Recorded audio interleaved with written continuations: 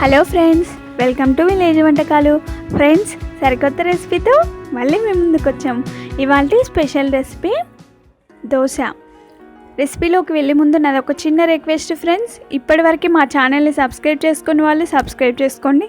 పక్కనే ఉన్న బెల్ సింబల్ని ప్రెస్ చేసి లైక్ చేయండి. ఈ దోశలు మనం శనగపిండితో వేసుకుంటామండి. శనగపిండితో దోశ అంటే కొంచెం వెరైటీగా ఉంది కదా. ఇవి చాలా టేస్టీగా ఉంటాయి. చాలా క్రిస్పీగా, సాఫ్ట్గా, చాలా కమ్మగా ఉంటాయి. ఎంతో టేస్టీకరమైన శనగపిండి దోశని ఎలా తయారు చేసుకోవాలో నేర్చుకుందాం. ముందుగా ఒక బౌల్ని తీసుకొని అందులో 1 కప్పు బియ్యం పిండి తీసుకోవాలి. 1 కప్పు బియ్యం పిండికి 1/4 కప్పు శనగపిండి వేసుకోవాలి.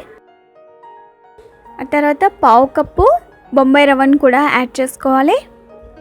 ఒకసారి ఆ మూడింటిని బాగా కలుపుకోవాలి. ఆ తర్వాత అందులో 1/2 టీ స్పూన్ ఉప్పు వేసుకోవాలి. మీ రుచికి తగినంత ఉప్పు వేసుకోండి. ఆ తర్వాత 1/4 కప్పు పెరుగును వేసుకోవాలి.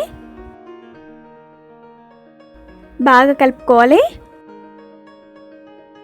అలా కలుపుకున్న తర్వాత 1 కప్పు వాటర్ని తీసుకొని కొన్ని యాడ్ చేసుకుంటూ బాగా కలుపుకోవాలి. ఎక్కడ కూడా ఉండలు లేకుండా బాగా కలుపుకోవాలి. ఆ తర్వాత మిగిలిన వాటర్ని కూడా వేసుకొని బాగా కలుపుకోవాలి.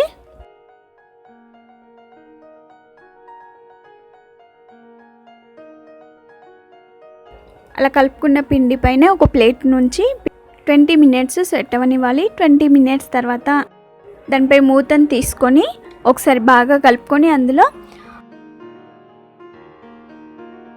1/2 టీ స్పూన్ పసుపు, 1/2 టీ స్పూన్ జీలకర్ర,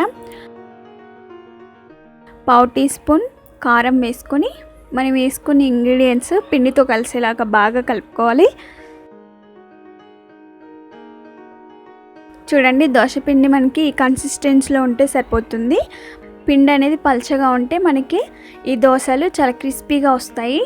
ఆ తర్వాత స్టవ్ పై ఒక దోశ ప్యాన్ నుంచి అది వేడిన తర్వాత అందులో మనం రెడీ చేసుకున్న పిండిని ఒకసారి బాగా కలుపుకొని దానిలో ఇలా దోశలు వేసుకోవాలి.